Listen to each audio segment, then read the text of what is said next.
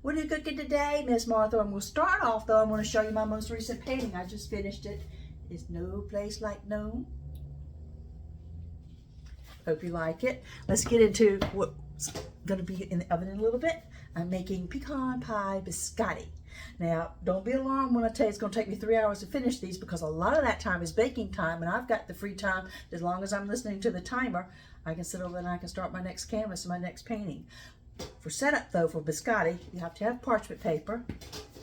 You have to have your wire racks for the baking sheets to cool. Instead of a baking sheet, I use the heavy pans lined with parchment paper. That way they don't overcook on the bottom. You're going to need a nice sharp knife. You're also, move these out of the way. Heavy when two are stacked together. I said heavy pans. You're going to need a pastry board.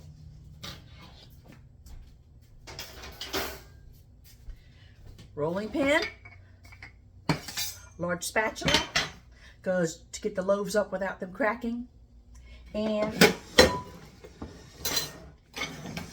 it's a 4-bowl procedure. The smallest bowl is for the topping, which is the sea salt and coarse sugar. The largest bowl is for the wet ingredients, because everything is going to end up going into that bowl. The next larger bowl is for the dry ingredients, because that's going to go over into the wet bowl to make the dough. And then the next bowl, the 4th bowl, this is your add-ins. So I'm using pecan pieces, and toffee bits. Those will be my add-ins.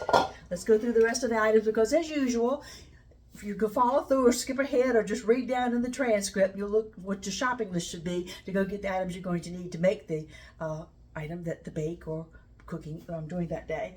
I need a little bit of the plain flour, because you've got to dust your pastry board when you're rolling out your dough, but that's not what's going into my flour that's going into it. Let's start off with the wet ingredients first, because that's the larger bowl, my main bowl where everything goes in. I've got dark brown sugar, I've got butter extract, I've got flaxseed meal, and a little cup next to it, because this is my egg substitute. It's going to be hot water from the microwave, and I'm going to dissolve my flax seed into that. That was my egg substitute.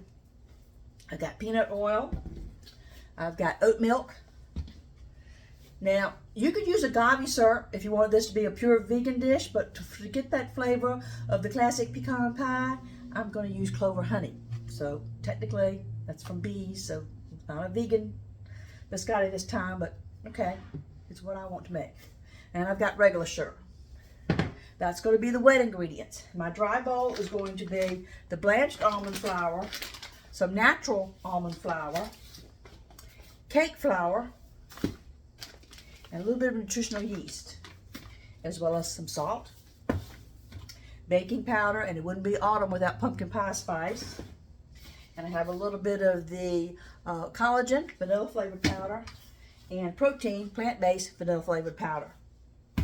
That's the dry ingredients. My add-ins are, I've got raw pecans. Pecans. Did I just say pecans? Oh, my mom was turning over in her grave. Pecans, pecans, pecans. And I've got praline pecans. Toffee bits. That's the add-ins. And your topping is your coarse sugar and your salt. And like I said, the proportions will be listed under the ingredients. So I've already got my oven. It's preheating to 330 degrees. I'm going to off camera. You go get yourself a pumpkin spice latte, or Miss Martha Fitch is setting up the kitchen. I'm going to go ahead and line my baking sheets with parchment paper. And I'm going to go ahead and portion things out into their bowls. And we'll pick back up when I'm making the dough. And since it's such a long process from that point, I'll show you how to make the loaves. You can just skip through. I've got a lot of other biscotti recipes, and they're all made the same. It's just different ingredients in the bowls for the different flavors that you want. But you're going to make your dough. You're going to shape it into the mounds. You're going to dust it with the topping. You're going to do the first bake. You're going to pull them out and let them cool really well. And I always do a double batch, because Miss Martha likes to share. And I know there's people watching the video thinking, hey, I'll be there in 2 hours when they're ready, Miss Martha. Pick mine up. But, well, while the first tray's cooling, the second tray's baking, and then when the second tray's done its first bake and comes out, you lower the temperature in the oven just a little bit, because you don't want to burn the second bake. And then you're going to slice them once they cool, because if you slice too early, they'll crumble. You got to let them cool to the touch before you slice, and then you lay them back down flat on their side, and you put them back in for their second bake. Okay? Then when they come out, they have to cool completely before you put them in an airtight container, or it will trap condensation in there, and you've messed up the whole point of having a crisp biscotti cookie. You've turned it into just a soggy, pecan sandy.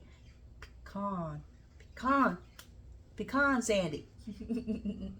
So you want a crisp biscotti because a lot of people like to dunk them. This is a perfect compliment for your pumpkin spice lattes that everybody loves to get this time of year. Personally, I'm just a Diet Coke person, but to each their own. I'm going to go make the dough or get the ingredients ready to start making the dough. You go enjoy your pumpkin spice latte. I'll see you in just a minute. Thanks for tuning in today. Where'd the soup pot come from, Miss Martha? No, I didn't change the stream of the recipe. I don't have Alzheimer's. I'm not sitting here making soup now. But the thing is, when I opened up all of the pecans and the toffee bits, it's almost as much as big as the wet mold. I've got to put this and that in with the wet bowl, the dry ingredients they add in. So I had to get out, the pot. So I've got to finish blending everything together in the wet bowl. I'll pick back up with you in a minute. Okay, it's just a matter of making the dough at this point. All of my wet ingredients are in here. All my dry ingredients are mixed together. We're just going to add as much as I can stir, and then when I can't stir it my hand anymore, when I can't stir it with a spoon anymore, I'll get in there with my hand and make a dough, and then we'll add in, I'll pick back up with you, and we'll add in the nuts and toffee bits. Okay, whew, that's work here. So your dough is basically like the texture of peanut butter cookie dough.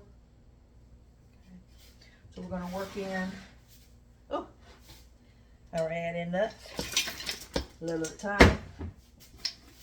I'll pick back up with you. Whew, it's all over me.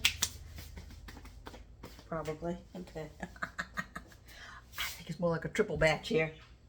Let me make it into my loaves, and then we'll get it on the baking sheets and start our first bake. I'll pick back up with you. All right, 3 are shaped. I'll put them on the baking tray, top them with the little cinnamon salt mixture, and they'll go in the oven while they're baking. I'll finish shaping the next 3 loaves for the next tray. Whew. Okay, first tray has all the biscotti on it. We're just sprinkling the topping on it. So pat in a little bit because you don't want it to fall all off when you're slicing them. And then these are going to go in the 330-degree oven for 30 to 35 minutes for their first bake. Okay, a little update. First tray's in the oven baking. Second tray, shaped and formed, ready to go in.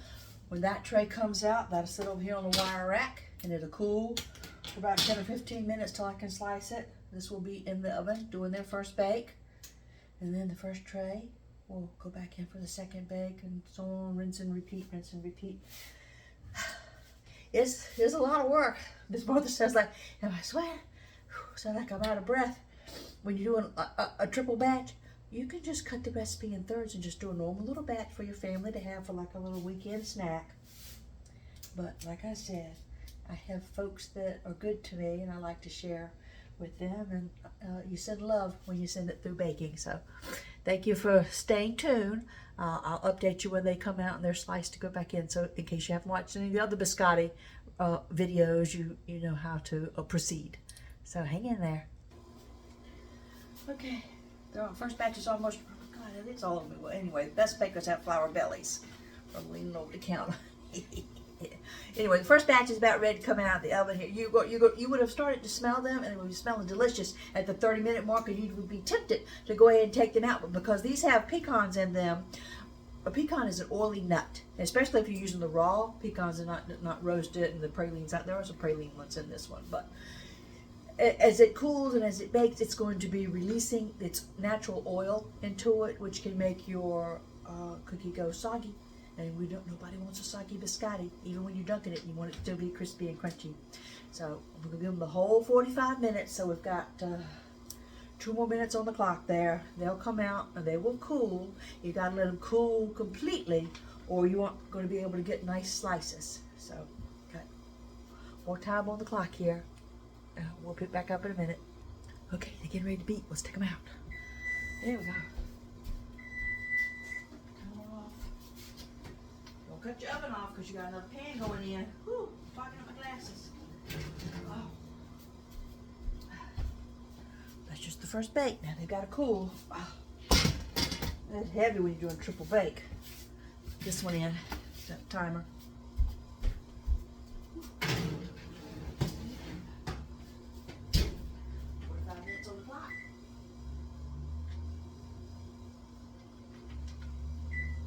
Okay. Woo-wee. All right. These will have to cool completely because if you try to slice them now where the little cracks are in it, they'll want to crack.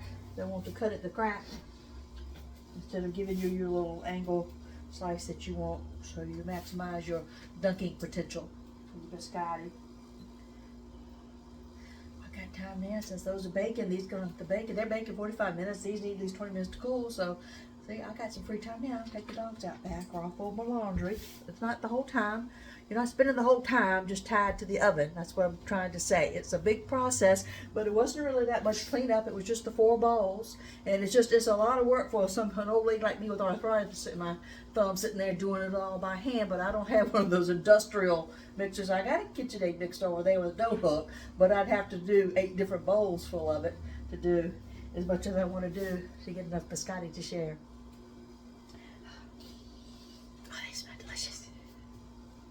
All right, we'll pick back up in a little bit once I get them sliced and going in for the second bake. I'm going to go take my chihuahuas outside.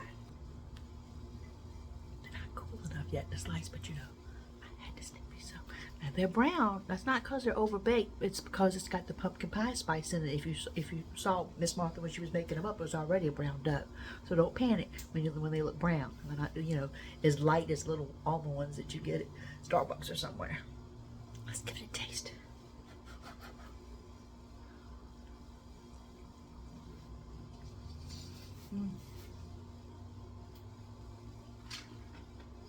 Tastes just like pumpkin pie. No cholesterol. Very low in sugar and sodium. Got collagen powder in it. Protein powder in it. So it's healthy.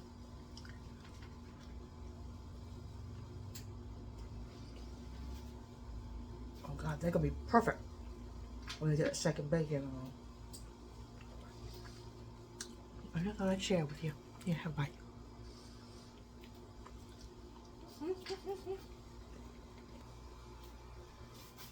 When the biscotti first came out the oven for the first bake, if you've got it chock full of nuts, like this is full of pecans, sometimes it's full of almonds, sometimes I'll use cashews. But anyway, they'll tend to crack because the dough naturally wants to, you know, get away from the nut and spread out like that. So you've got to, when it's warm, you got to try to compress it back into this little shape, cut down those cracks, because it'll be easier slicing them. Otherwise, all your little nuts want to fall out when you're trying to slice them in your little angular shapes here. You know it's time to slice it. It's cool enough if you can handle the pan that came out the oven that they were on, and not burn your hands. Put your fresh piece of parchment paper down, and we're going to cut at a slight angle here with a very sharp knife.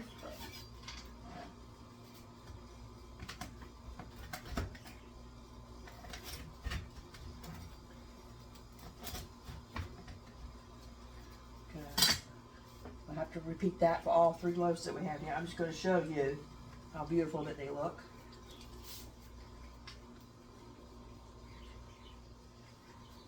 And they're going to go back on the newly lined parchment paper with the inside up. Okay? So lay flat like that. That way we're drying out the inside on the second bake. So I'll get at this. See you in a minute. Oh, I can't quite get them all on there.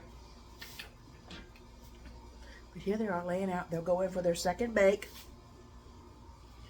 I'll put these back in to dry out because I'm sure there'll be a few from the other ones. But, yeah, I think we know where this little piece is going right here, don't we? All right, second batch is ready to come out. Okay. I'll admit.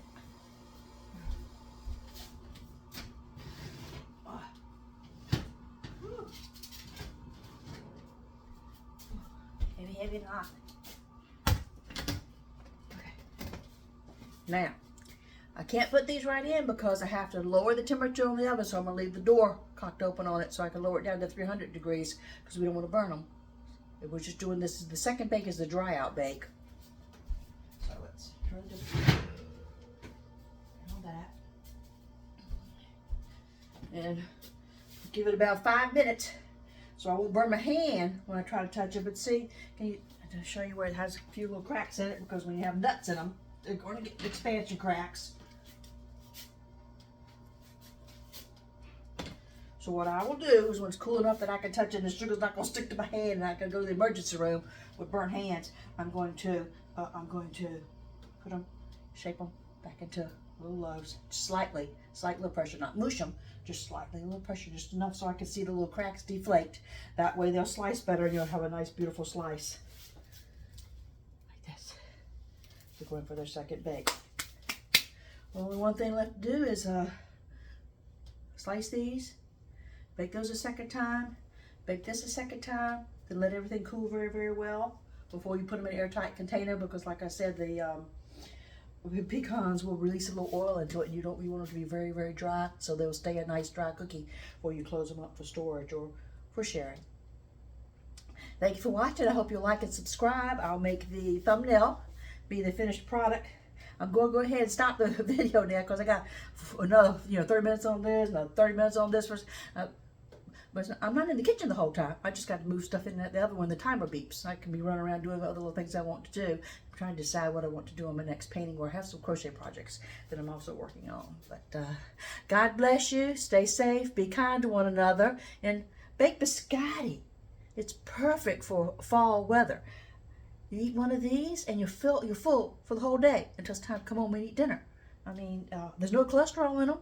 They're almost vegan, except I do have the honey in it because that's got the clover, bee clover in it. And my husband, with his allergies and stuff like that, it boosts his immunity. So when he walks out the door, the pollen doesn't make him start sneezing all over everything. So, you do it your way. I'm showing you, it's all right to change the recipe. You don't have to follow it exactly. I'm just giving you options. So, once again, God bless. We love you. Thank you for watching.